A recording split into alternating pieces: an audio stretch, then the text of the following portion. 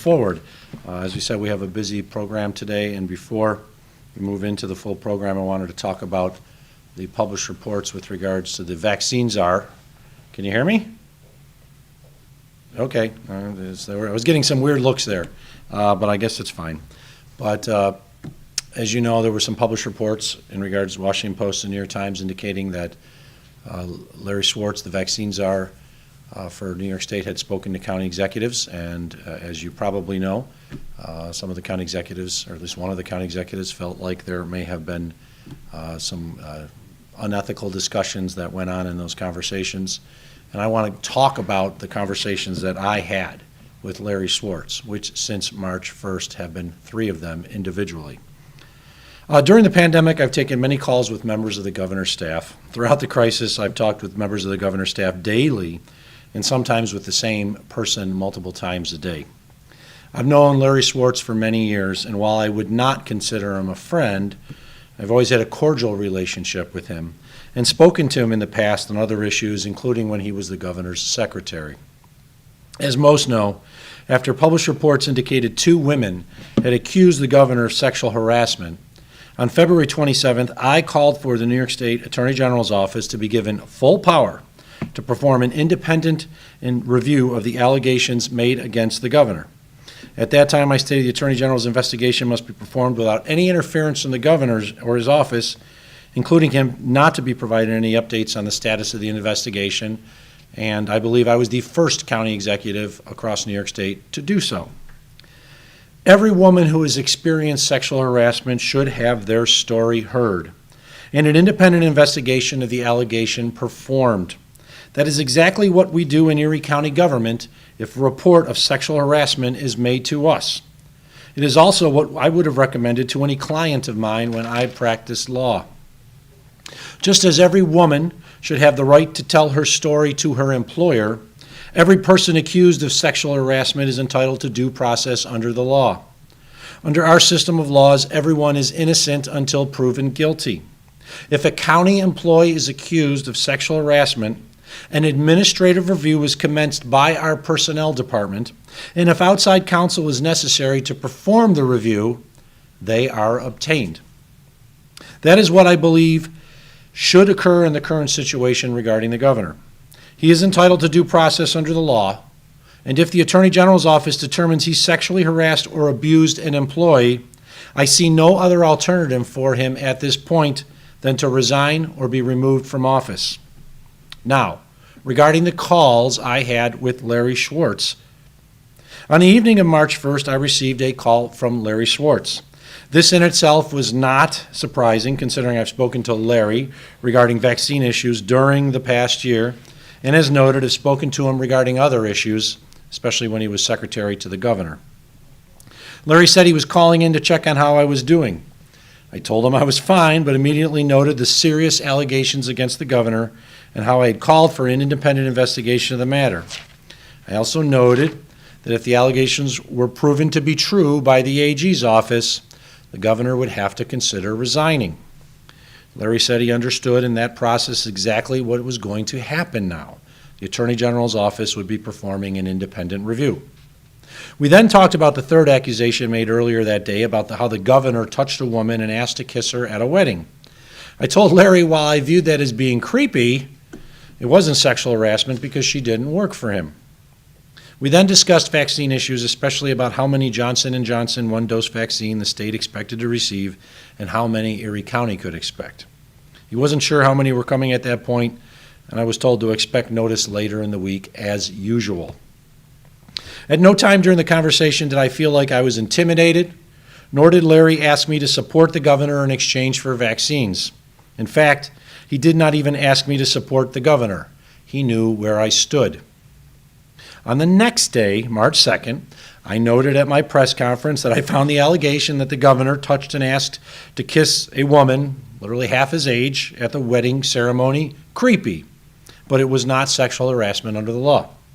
I also responded that if the Attorney General's investigation determines he did in fact sexually harass an employee, he would have to consider resigning. Exactly the things I told Larry Schwartz the night before. The next time I talked to Larry Schwartz was on May 7th. He called me in the afternoon, though I missed the call, so I called him back later that day. The conversation was similar to the one we had the week before.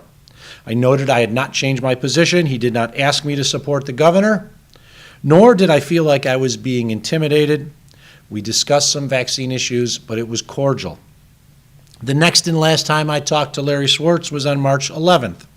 He called me to discuss an issue related to vaccines being administered by the Erie County Department of Health. He asked me to look into a matter as to the amount of vaccine being received weekly by our department, but was not being administered by the department. It was a cordial call, and I told him I would get back to him after we looked into it. No other matter was discussed. Afterwards, the Department of Health and I determined the issue had to do with Erie County receiving vaccines we sub-allocated to hospitals for administering to those with comorbidities.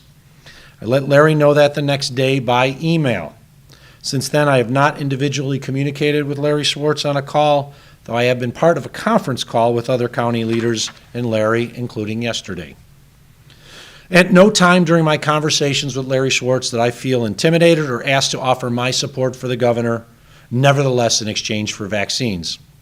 I would hope that after my years in office and the respect I've earned through my dealings with the governor's office, they would never think to put me in such situation, nor should they ever put any other of my fellow county executives in such situation. I was not part of the conversations that other executives had with Larry. I do not know what was exactly said during those calls. I only know what was said to me. However, if any executive feels like the calls were inappropriate or asked to do something they felt was unethical, they should report the call to appropriate authorities. Based on published reports, it appears that has happened. In summary, at no time was I asked to support the governor in my calls with Larry Schwartz. At no time was the sending of vaccines to Erie County made dependent on my support for the governor. I say this not to defend or protect Larry Schwartz, or for that matter, the governor. I say it because it is the truth. As I said, the claims made by the women against the governor are serious. They deserve to have their claims heard, and the governor is entitled to due process through the investigation. If it is determined by the Attorney General's investigation that the governor sexually harassed an employee or sexually abused an employee, he must resign or be removed. But we do need to have the investigation performed. With that, we will go into the usual portions of the program. As of March 14th, there are 68,117 unique COVID-19 cases confirmed in Erie County. The 7-day positivity rate is 3.7%, which you'll see is actually a slight increase from previous times. Hospitalization as of March 14th, there were 156 COVID-19 patients in Western New York hospitals, 30 of them in the ICU, 133 patients in Erie County hospitals, 27 of them in the ICU, 19 on an airway assist, 2 died. 53% of those patients were actually, that are in the hospital on March 14th, 64 and under, and that percentage has increased. As you will see from the chart here, which is the last, actually the dates are wrong. This should be on the top. It should say March 1st to March 14th, not February 22nd to March 7th. The graph is correct. The date is wrong. But you will see we've basically plateaued and for the last few days have had 132 or 133 patients in the hospital. Only 2/3 of all beds in Erie County are hospitalized or being used, which means 1/3 are open. And the hospitalizations are similar to the mid-November 2020 numbers. We still have a portion of the individuals who are hospitalized who are on a ventilator. And unfortunately, we have had deaths recently. As noted, we had 2 deaths actually each of the last 3 days in hospital as a result of COVID-19. Diagnostic testing, we have seen a drop in the number of tests that are being performed on a weekly basis. And as Dr. Burstein will go into a little later, even though we have a confirmed number of cases for last week, being 1,556, we believe there are more COVID-19 cases in the population based on our contact tracing information. The positivity, the rate for the week that ended March 13th was 3.6. As noted, for the 14th, it actually was a little higher, 3.7. We have seen a decrease in tests, as Dr. Burstein will say, and I will note, if you're not feeling well, get tested. Know your current health condition. We offer tests for free. Call 716-858-2929. We will test you for free. You don't need to go to these drive-in clinics that are charging for testing. We will do it for free. We have clinics at multiple locations across Erie County. And if you are not feeling well, you should not go to work and you should get tested, because we know COVID-19 is in our community.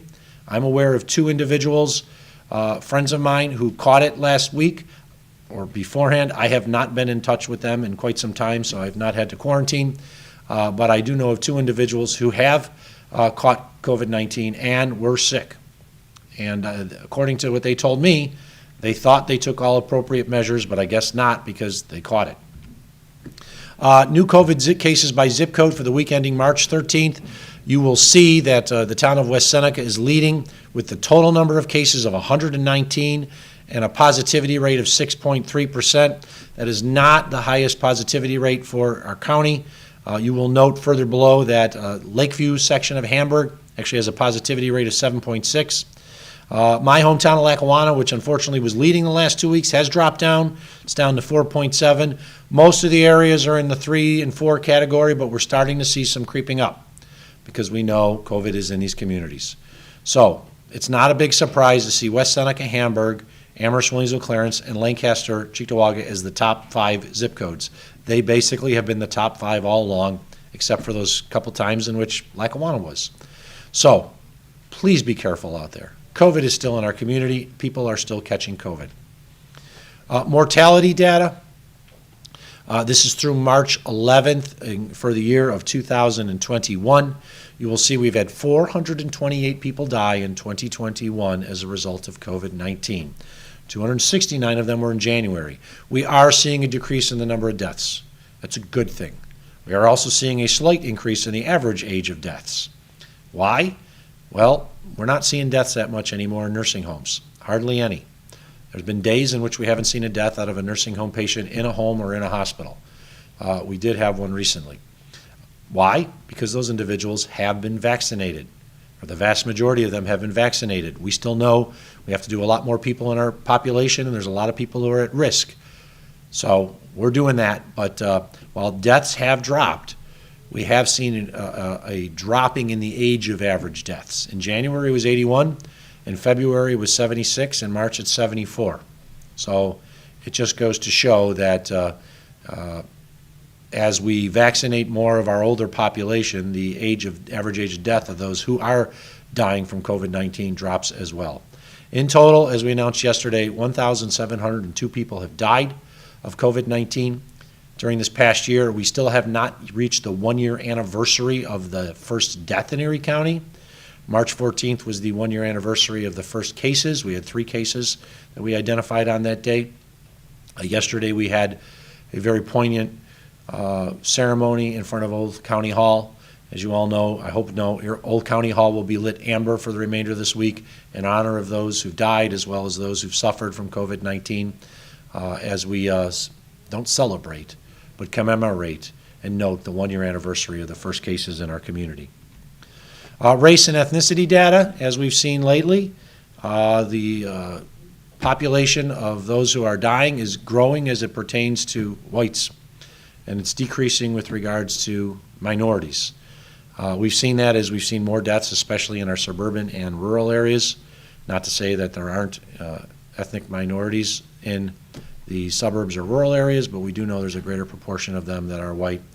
And it just goes to show that wherever you are, you can die from this, you can catch it, and you should never assume that just because you live in a particular location or you are a particular ethnicity and race that you are protected, because this is an equal opportunity disease that can affect all. Talking about response, we've been advised that we are receiving 5,010 vaccine doses from New York State this week. Yesterday I'd put down 4,810.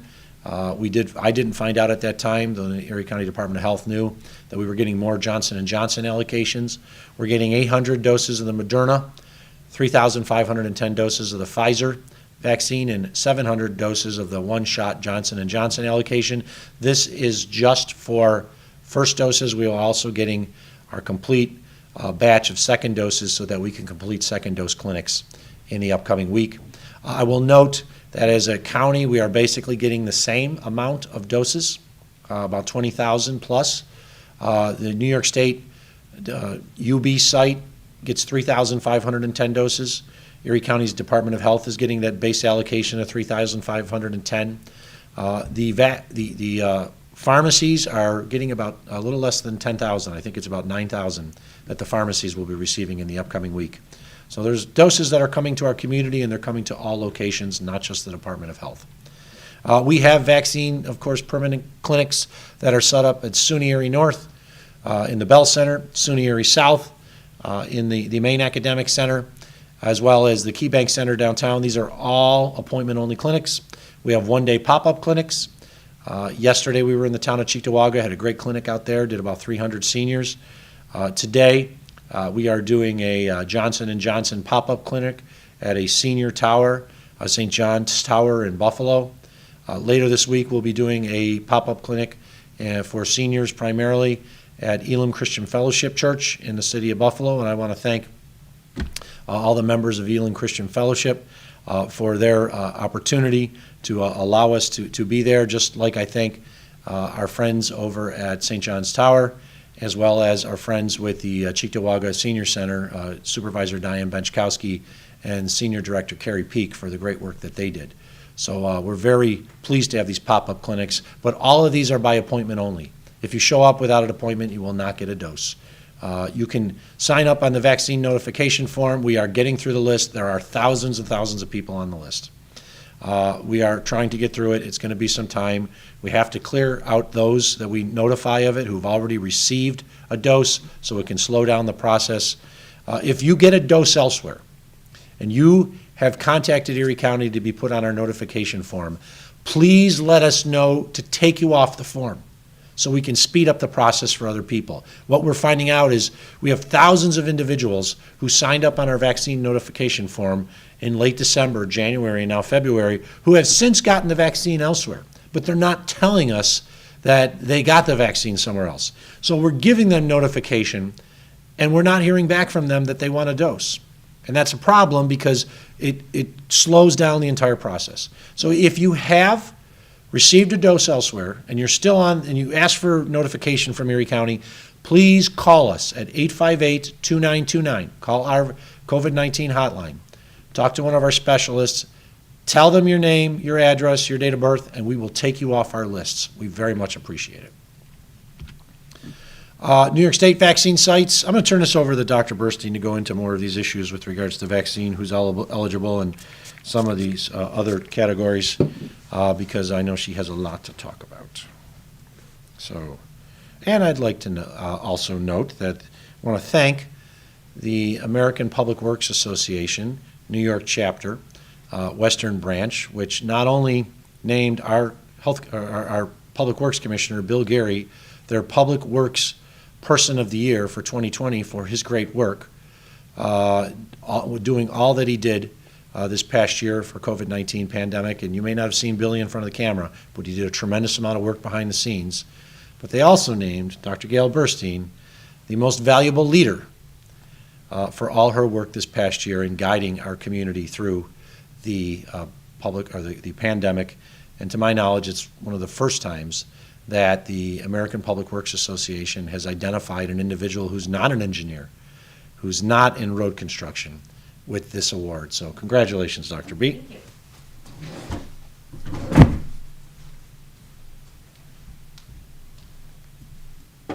Thank you, and I do want to thank the American Public Works Association. Never in my life would I ever think I would be winning an award for from an engineering society, so thank you. My father is impressed. So let's get back to vaccines. So the eligibility is expanding as of tomorrow, Wednesday, March 17th. So first of all the New York State vaccine sites will be able to vaccinate anybody who's eligible. So we won't have to stay in our lane of just 60 years and plus, or just people with comorbidities, or just people in 1B. Anybody that's eligible can get vaccinated at in any New York State vaccination site, including the health departments, except for the pharmacies. They will only be able to vaccinate people who are age 60 plus, and also people who work in schools, including teachers and other school staff. Also, the eligibility criteria tomorrow is expanding, so they'll be able to reach a new set of individuals to get them fully immunized. So starting tomorrow, the eligibility in New York State for vaccines of COVID-19 will expand to include public-facing government and public employees, public-facing nonprofit workers providing services to New Yorkers in need, and essential in-person building public-facing building services workers and providers of essential building services, so people working in buildings that are public-facing and also who are providing essential services in buildings. So we are excited. Will be more people that will be able to vaccinate. So just giving the counts, we have been making progress of number of people that we have vaccinated. So far as through March 15th, yesterday, we have a total of 23.6%, or 200,016,631 Erie County residents have received their first dose of COVID-19 vaccine. And looking at the number of people who are eligible, which are all adults 16 and up, that is actually accounts for 29.5% of all adults in Erie County. So we're doing a pretty good job. And then of those who received the second dose, that's 12.8% of Erie County residents, which is 117,174, which is 16% of all Erie County adults. So we are making progress. So of those, the Erie County Health Department has administered 34,193 first doses and 21,951 second doses. And those also include the Johnson & Johnson, where people are fully immunized after just one dose. So I'm just looking at the vaccine distribution, how we've done in administering vaccine to our Erie County residents. So this is looking at the proportion of people in certain zip codes and neighborhoods who have been vaccinated. So this is color-coded. So people living in the rural areas are coded in yellow. People living in suburban areas are in green, and people living in urban areas, those are in blue. So you can tell that there, of course, are disparities. So this is going from the lowest proportion of people living in certain areas that have been immunized all the way up to the end, which is the highest proportion. So this is another social determinants of health. This is looking at more health disparities. So we're seeing the people who live in the poorest neighborhoods that have most difficulty getting access to vaccine pods and struggling with other issues with the social determinants of health. They have the lowest proportion of individuals that have been vaccinated. So we are working with our community partners and with our community health workers, with our African American Health Equity Task Force, with other community partners, making sure that we can get shots in arms of people that living in those neighborhoods, and we're making great efforts.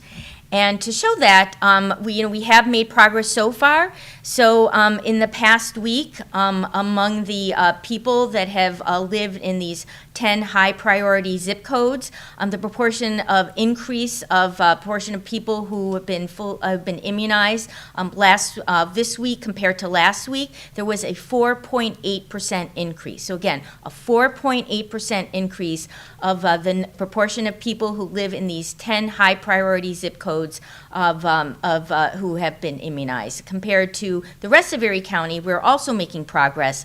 Last week, we saw a 4.1% increase among all Erie County residents. So we are getting more doses in arm. We are making progress. It's slow. Remember, the doses of vaccine, the supply is very limited. However, we are doing a great job getting shots in arms of the doses that we do receive. So now I want to turn to just some concerning information that I've received from our contact tracers about what they're seeing cases that they are starting to investigate. So in the past week, we have seen multiple cases, outbreaks in places and businesses, all different type of businesses, and daycare centers, restaurants, hair salons, people live in who work in offices, all different kinds of businesses. Also, we're also hearing that healthcare providers are telling their patients that have symptoms of COVID-19 that, hey, you probably have it, just, stay home, you don't have to get tested. And so we never find out if it was really a case, and we're never able to do the investigation and find out who their close contacts are and put them in quarantine to break the chain of transmission. Also, we were finding that there are many people that our contact tracers are calling, and they are not answering the phone. So we really need people that get a phone call from a phone number they don't recognize, especially it may say on the caller ID, it's from the Erie County Health Department. Please pick up the phone.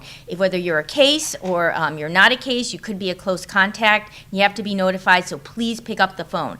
Also we're hearing, people are going to work, going to gatherings when they're symptomatic, and then also, people are still engaging in large gatherings. People are hanging out together in workplaces. They're having lunch together in the break room without masks and not socially distances. So I just want to call out, first of all, to all employers, please emphasize masks and at people in the workplace. We're hearing that people are not wearing masks when they're at their cubicles. They're not wearing masks when they're at their workstations, and this is leading to outbreaks in work sites. Also, please discourage any type of gatherings.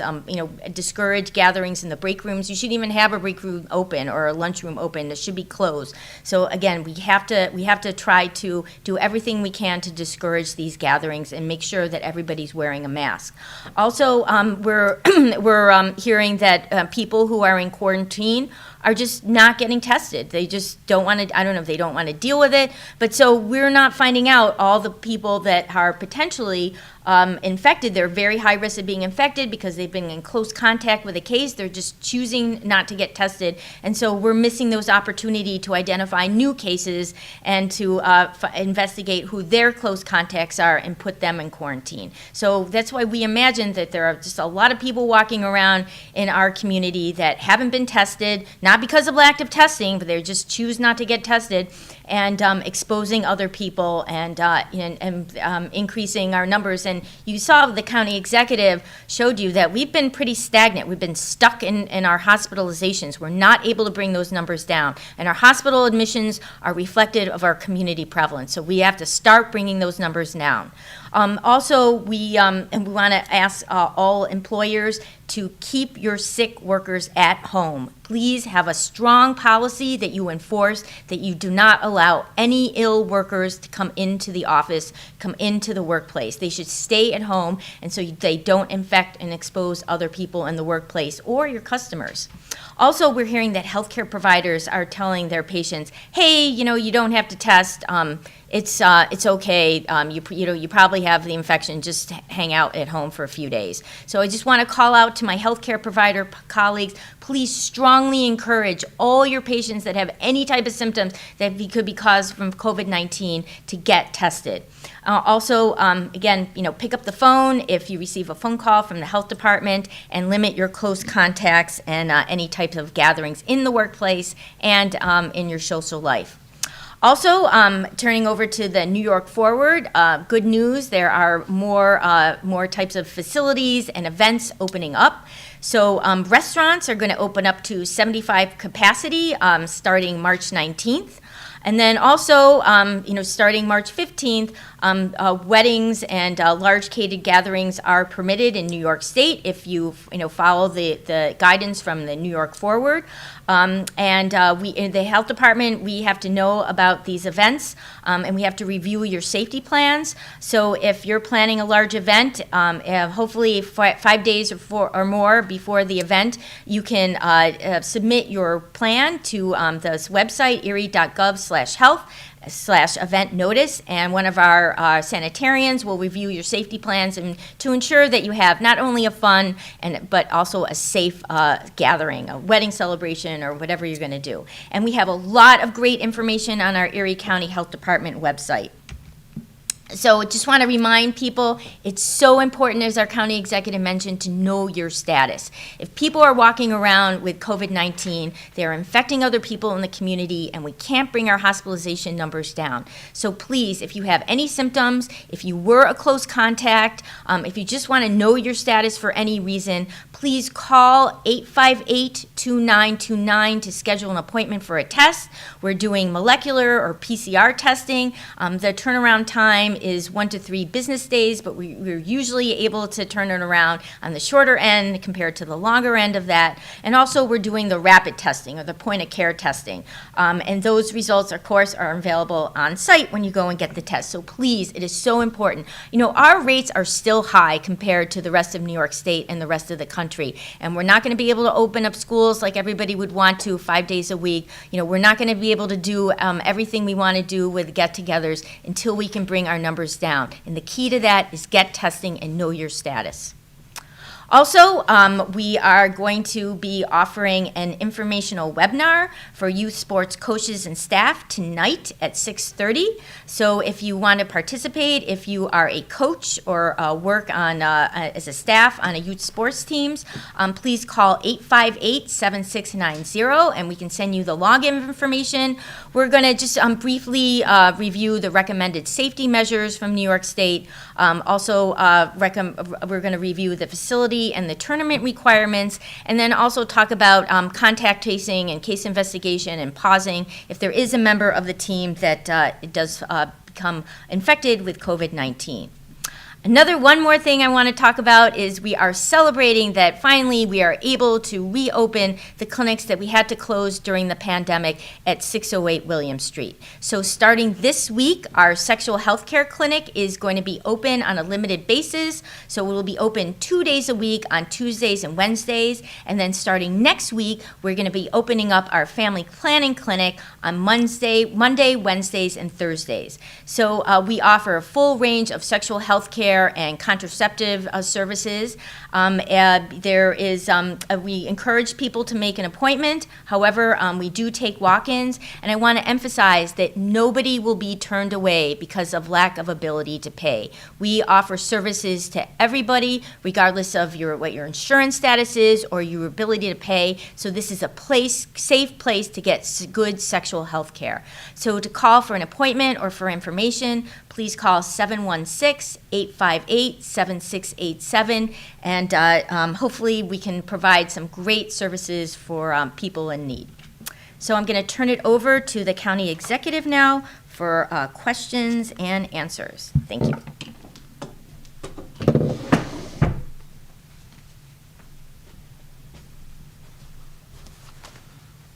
Thank you, Dr. B. We will open up the phone lines. Remember, if you're muted, please hit *6. And we'll start with Ethan Powers in the B News. Ethan, are you there? Hey, Mark. Thanks for taking questions today. Just a quick follow-up on the Washington Post report from over the weekend. You know, you made yourself very clear today that you personally don't, or I shouldn't say didn't feel intimidated by the phone calls, and that you weren't made to believe that your position on the governor might affect Erie County's vaccine allocation. But from your perspective, Mark, should the person in charge of the state's vaccine rollout be the one making calls to gauge the loyalty of county officials? I mean, whether or not one interprets such a call in that manner, surely one can see how it might, lead some to infer that decisions on vaccines could be based on reasons other than ones that are scientific in nature. What's your take on that? Well, at no time during those calls did I consider that there was a loyalty test or something like that associated with it. So I didn't feel at that point intimidated. I didn't feel like there was an ask because there wasn't an ask. I don't know what happened with the other calls. And I can only talk about my particular call. Of course, I've talked to county executives, and each of us has our own recollections of what was said to them. I can only refer to what I talked about. The governor has a number of staff members that work for him, and I've talked to multiple staff members over the last few months on various issues. I don't know if it was the smartest decision. In all likelihood, Mr. Schwartz would not have made those calls just because of the assumption by some people that he was trying to intimidate individuals or was trying to get the support for the governor in exchange for vaccines. I did not feel it that way. Nothing came across that way. I have a long-standing relationship with the governor and some of his staff members, such that I was county executive and before in county controller when Larry Schwartz was there as the secretary to the governor. Some other newer county executives may never have received a call or discussed anything with Larry other than on a conference call with others before. So I don't know how their calls were perceived. Yeah, I think it's appropriate for an individual who's, I should say, it's not appropriate for the individual who's also making phone calls to discuss issues associated with vaccine doses to be making calls regarding other things that then put those county executives or other persons in government feeling uncomfortable. That is inappropriate. I will agree with that. Sandra Tan, Buffalo News. Sandra? I'm here. Okay. Sorry. So I had a couple questions. One, just following up on the last question. The county, am I correct in recollecting that the county has not received as much vaccine as it has 2 weeks ago? Like last week it received a reduced amount, and this week is higher than last week's, but not as high as the week before. I'm wondering if there could be any inference made that there could be some sort of tie for the reduction of vaccines. No, Sandra, to the conversation. I'll have to look, but I believe we actually got around over 7,000 doses in the last week. There was additional allocation of Pfizer. What we've been seeing lately is they do an initial allocation, and then when they take a look at what they have and what other people aren't willing to take, like not every county, not every pharmacy, not every federally qualified health center is willing to take the Pfizer dose. We are, because we have the ability to store it at -80. So what we did is a few weeks ago we got over 7,000. I'm pretty certain last week we got over 7,000. But the initial dosage was going to be lower. We know of at least 5,010 that are coming in the upcoming week, though we have made requests and it is possible we'll actually receive more. So I would say when it pertains to the most recent week, we thought we were going to get less and then we ended up getting more, which isn't that different because what they're doing is they're doing these separate allocations based on Pfizer. We've been told that the Johnson & Johnson is not going to come in large quantities. But we've been told the Pfizer and the Moderna are coming in the usual amounts. We have not been seeing as many Moderna lately. We've been getting more Pfizer. And I think that's because we're one of the few counties that's actually capable of storing the Pfizer. So it makes sense to give the Moderna to other counties and other pharmacies that can handle the Moderna and give more of the Pfizer vaccines to us. Okay, and my second question is, the minority caucus of the county legislature has called for an end to your emergency executive authority, saying that with the new influx of the $178 million coming from the federal government to support the county, that there isn't the same need for you to have these extensive immediate spending powers, and that the legislature should be more involved in the decision-making process for how that money gets spent. I'm just interested in your thoughts on that. Well, first off, this is not like the governor's office where the Assembly and Senate gave him some extraordinary powers above and beyond what he already had. Almost all of my powers under to declare a state of emergency and to implement a state of emergency are not based on county law. They're not based on an action by the county legislature. What they are based on is New York State's executive law and public officers law. The legislature has no power to affect that. So when I have to make a decision because Dr. Burstein comes in to my office or Dan Neverth calls and says we need this or we have an issue, because we have to react immediately, I can do that under the powers provided to me by New York State. What the legislature did in its budget hearings last year was they gave us the power to approve contracts that were $250,000 or less. Any contract that was more than $250,000, we have to go to the legislature. So I still have the ability to make the decision and say, okay, we're going with this party, but if it was a larger contract that we were paying dollars out for, then we have to go to the legislature if it's more than $250,000 in value. I will note this. There are times in which we have to make an instantaneous decision. And I'll give you an example of it that just recently happened. Remember when I told you how we retained the Health Equity Task Force to make immediate calls to the zip codes that were designated by New York State for the Delavan Grider site, and they identified more than 1,100 individuals who they set up an appointment for. And they did that in a day. We made the decision on a Friday. They started putting their team together actually we made the decision on a Saturday. They started putting their team together on Sunday. They started making calls on Monday, and they got all those calls done on Monday and Tuesday, and then Wednesday the whole site opened up and 12,000 appointments disappeared. If we had to go by the usual measure that the legislature has to approve the contract, we would not have gotten a decision in 3 weeks. That's the earliest we would have received it, probably 4. For those who don't know, the legislature only meets in full session 2 times a month. They meet in committees 2 other days a month. The legislature only meets 1 day a week. Some of us are working 7 days a week. We can't wait in an emergency situation for the legislature to meet once a week for a committee and once a week for a full session the following week.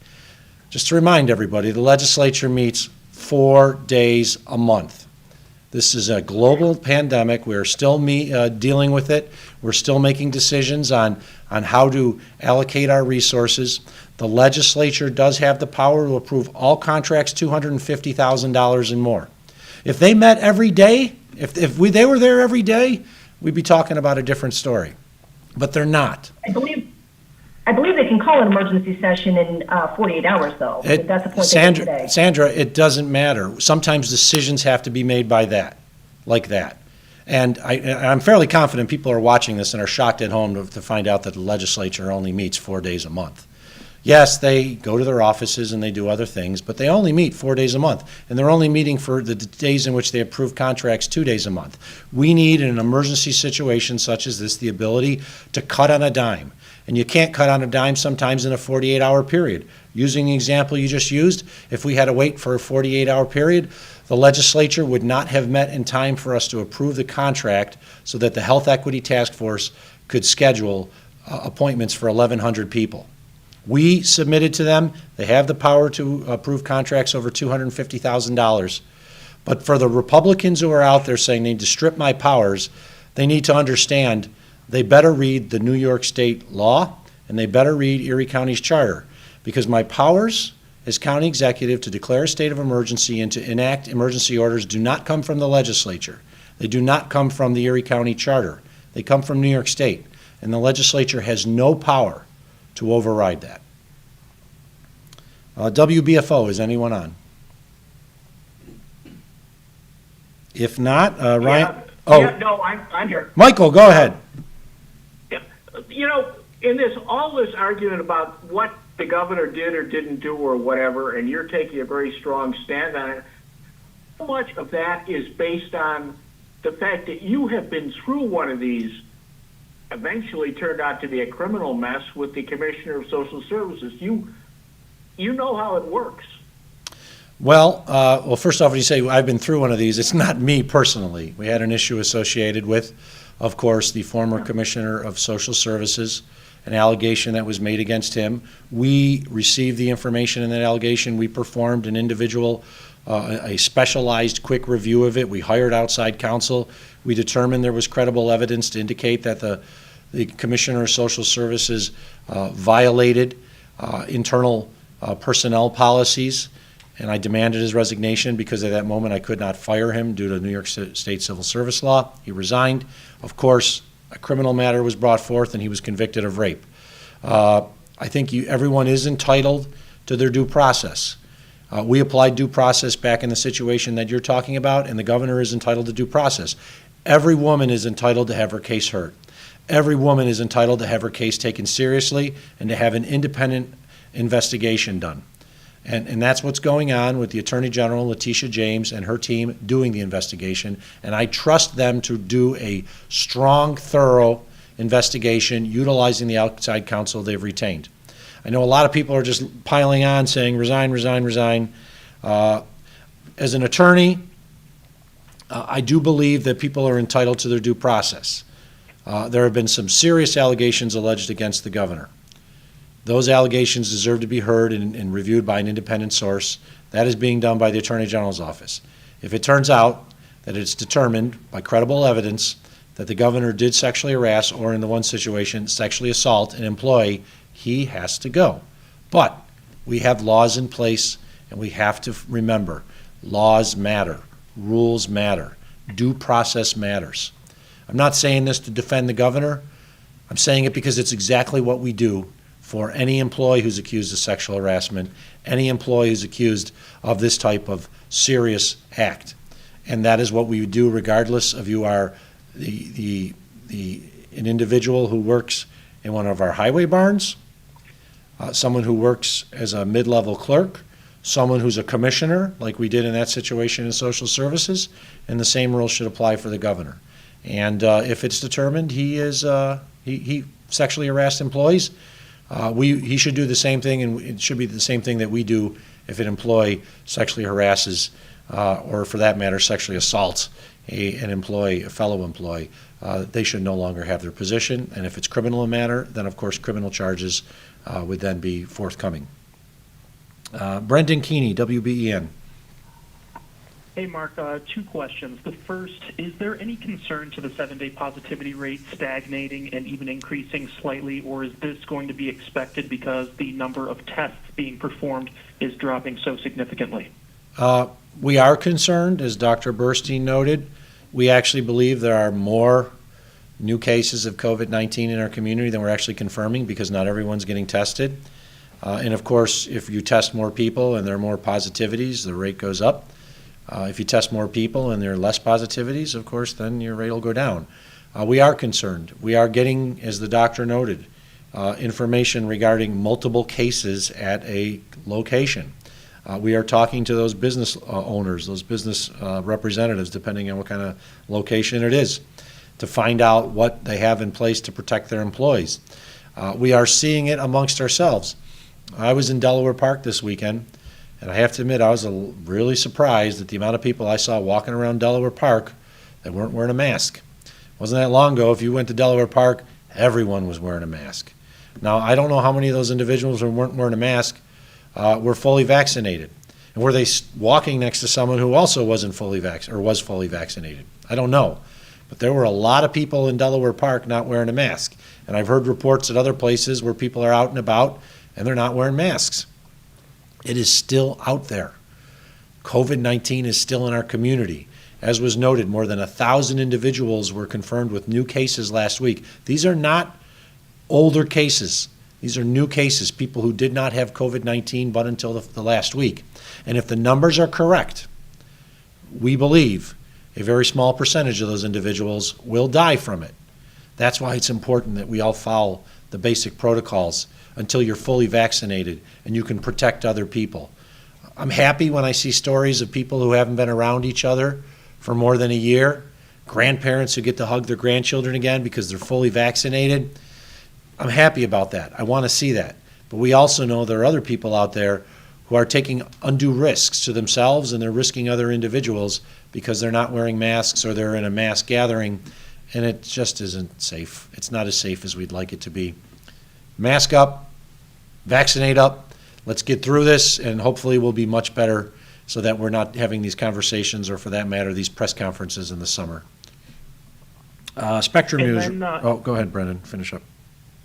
I'm sorry. Has there been any communication from the state on potential school safety protocol adjustments, specifically as it pertains to social distancing, or is that still kind of status quo for right now? It is status quo. We have not received any additional information. We, of course, follow the CDC and New York State Department of Health and Department of Education guidelines. They set the standards. We don't for local schools.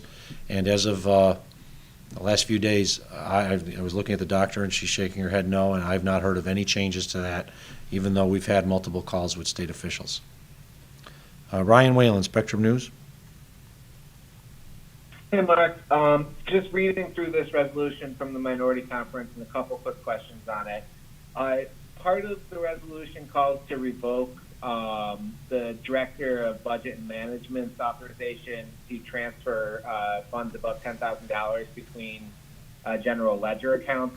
Why would he continue to need that power at this point in time? Well, we're constantly making adjustments to show that we can pay for what we're doing.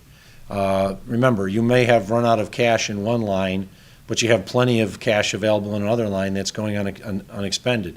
And we may need that for the opportunity to make the change. So just like we have to cut on a dime to make a decision to hire the Health Equity Task Force, normally that would require funds coming from a contract line, and depending on what the department is, they might not have it. They may have utilized their account.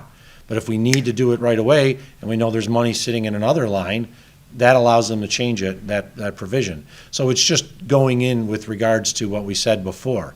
We have the power to approve contracts up to $250,000. Anything above $250,000 requires the legislative approval. And if we had to go over to the legislature every time they wanted to make a general ledger adjustment, not only would we have to be sending documents over there a lot more, they would have to be in office in session more than one day a week, because they would get lots and lots and lots of more requests, because general ledger adjustments, as someone who served as the county executive, are done all the time. They're adjusted all the time. And I just look at it as, I understand the legislature and the Republicans saw, hey, let's push in Albany, they pushed the governor to have his powers revoked. Well, those powers are totally different than the powers that are granted to me. And I know what they're doing. They're saying, let's revoke the county executive's powers. But, as we've noted, people are dying in our community. More new cases are still being held in our community. It's not like COVID-19 has gone away. And if members of the legislature and the minority caucus, the Republicans, want to make it seem like COVID-19 has gone away, it hasn't. When it's gone, I'll be glad to give up the powers. I'd like to take some time off. I really would. I'd like to be able to go on a full week's vacation somewhere. I think we all would. I don't want this any longer than I need to. But I also need to be able to respond and sign my name when it's necessary so that we can immediately act. Channel 2, WGR. The law, Mark, What was that? the law calls for, the county law says that an emergency session would be called within 48 hours. I don't read anything prohibiting it from being called any sooner than that, and the minority seem to indicate they'd be willing to come in if there was an emergency to approve that spending. Do you think that the majority wouldn't be able to do it in an expedient time, or remember, do you not trust the word of the minority here? Remember, Ryan, they don't act until the measure is sent over and they receive it by Tuesday. So even if they was sent on a Sunday, they're not going to act until it's officially received in their agenda on Tuesday. I don't know the rule. I thought they could not do a public matter without having 48 hours notice. I was under the impression that was the case. I'm not totally certain, but it's my understanding that's the case. I mean, I know exactly what's going on here. This is just an attempt by the Republicans to slow down the process of responding to the COVID-19 pandemic. That's all it is. And the one thing I haven't done, I don't play any games when it comes to dealing with an emergency, and I would hope other people wouldn't as well. I've worked with my partners in government, regardless of their political party. I can call Republican supervisors on the phone and we can deal with an issue immediately if it has to be dealt with immediately. I would hope that the Republicans in the legislature aren't looking at this as a chance to play games just to make it seem like, ooh, the COVID-19's done and now we move on. It's not done. 2 more people died in the hospital on the 14th. 2 died the day before that. 2 died the day before that. COVID-19 is still here. As soon as the emergency is over with, I'll be glad to give up the powers. To extinguish the emergency declaration that exists in Erie County, but it's not over with. Simple as that. Channel 2, WGRZ. Anyone on? If not, WIVB Channel 4. Anyone on? If not, we'll go finish off with Olivia from Channel 7. Olivia Proy. Hi, County Executive. My question's actually for Dr. Burstein. Okay.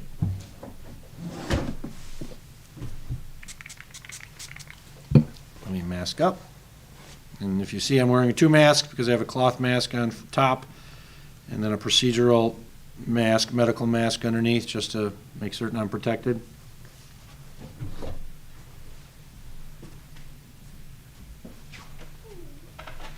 Thank you. Yes, 2 masks is also warmer.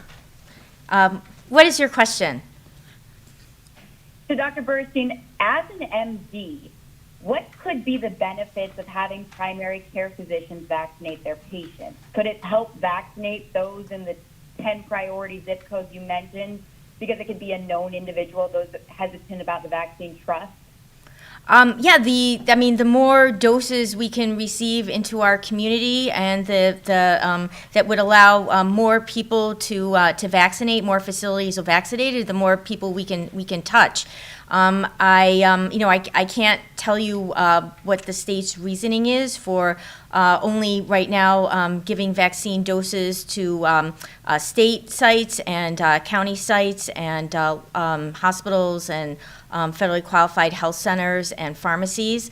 That's their decision. And when we have more doses that are available to the state, they'll be able to provide more doses to community providers. And we know that everybody has different health-seeking behaviors and different health-seeking preferences. And some people may choose to only receive a vaccine or some type of healthcare services from their primary care provider. We're hoping that with our current strategies, we're able to reach as many people as possible, and that's why we're reaching out, working with community partners to make sure that we offer vaccine in places that are more acceptable and comfortable for people to go to, regardless of where they live. So it would be great if primary care, there were enough vaccine doses to be able to give a good supply to pharmacies and FQHCs and hospitals and local health departments and state health department sites and community healthcare providers. So we know that the more doses in general, the more vaccinators that we have, the more people will be able to be immunized, and the faster we will all be able to get out of this pandemic. Thanks. Thank you, Doctor.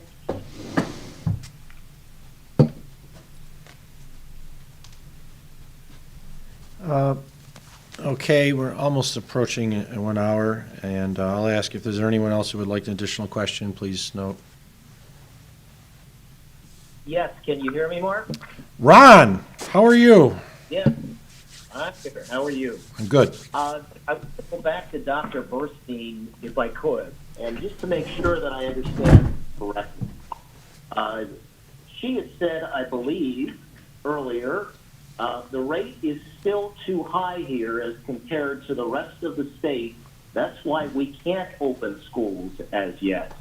Again, can you clarify? Are you talking about the positivity rate, or what rate are we talking about? And also, again, maybe you've discussed this prior press conferences, the 3 feet versus 6 feet.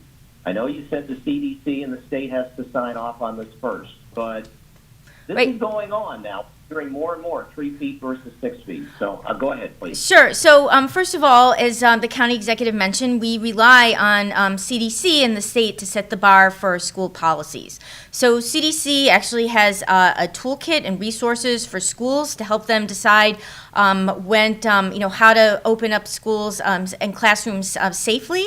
And they provide schools with certain indicators of how to determine if they are at their community is high risk for transmission, and they have to keep all the mitigation policies as possible going on in the school to prevent transmission of disease within the school and within the community, versus if they have a lower risk of transmission because their prevalence rates are lower. So with Erie County, with our current numbers, we are looking, and the numbers that they look at are the number of cases per 100,000 population over a week's time. And so anything between 50 and 100 cases per 100,000 population per week is considered high-risk transmission. And we are over 100 cases per 100,000 population per week. So we are still in a high transmission risk category. And according to CDC, we have strongly recommend that we continue implementing as many mitigation strategies as possible in the schools to prevent transmission within the schools. And then as the local health departments in New York State, all the local health departments have to rely on the policies that are developed by the state for schools. And so currently, we are just relying on the state's guidance with 6 feet social distancing to for the schools to follow. If the schools have any questions about whether they can change that or whether they can safely go to 3 feet, they really should talk to the state about that. I think another issue that is a challenge for schools is because the schools are all insured. They all have an insurance carrier policy, and we've been told by Erie 1 and 2 BOCES that if schools deviate from the recommended New York State guidelines for schools, for example, changing the 6 feet social distancing to 3 feet social distancing in the classrooms, then they will not be covered by their insurance carrier. And so if there's a adverse outcome for a student or a staff in the school because of COVID-19 and they're sued, they would be in big financial trouble. So those are some challenges that the schools face, and however, we've told the schools that our county attorney has advised us that local health departments in New York State are not allowed to develop policies for the schools. Those policies are developed by the New York State Education Department and the New York State Health Department, so we really have to rely on them. And our role is if there is a case in a classroom or in a school, we conduct the case investigation and do the contact tracing and make sure that all close contacts in the classroom are put in quarantine and encourage everybody to get tested. So that is our role with the local health department. Thanks. But I guess if I could just follow up on that, I mean, you mentioned those cases. Are they adults or children? 100,000. It's both. I mean, I'm sorry. Not the cases in the schools. These are the total cases in the county. Is what the indicators are. I guess what I'm trying to get at is everything we're being told is a low transmission rate in the schools. Unless that has changed, I know you had an outbreak I think a week ago with one school, but unless it's changed, are we seeing a high transmission rate in schools? We are seeing cases in the schools. This past week, there were 176 cases identified in the schools that were reported to us. So there are still cases in the schools. Yes, school is a safe place. We're not seeing a lot of transmission within the classrooms. However, there are schools where we are seeing transmission. And again, this is in a circumstance where these classrooms are practicing 6 feet social distancing and masking. I don't know what the circumstances would be if any of those any of those policies were changed. Thanks. Okay. I want to thank you for being with us this week. I want to thank Kendra Schmidt for being our interpreter for Deaf Access Services today. As we've noted, COVID-19 is still in the community. It is better, we're not going to deny that, than it was in November and December. Late November, December, early January, it was bad. We've had more deaths since the fall and winter than we did in the spring. We actually have more cases recorded daily now than we did in the spring. And that's why we need to be prepared and understand that the only way to get through this is to be vigilant, wear your mask, practice safe social distancing, get vaccinated, try to schedule it at many locations because there's a lot of places that offer it. Teachers and seniors are eligible to go to pharmacies, and the pharmacies can't do anyone else, and I know they're getting at least 9,000 shots in the upcoming week. Erie County Department of Health is opening up to everyone else. We're working off of our lists, and we'll be doing specialized pop-up clinics. But if you have an opportunity to schedule an appointment, please do. Get vaccinated, and then we can all get through this a lot quicker. Take care, everyone. Be safe and well.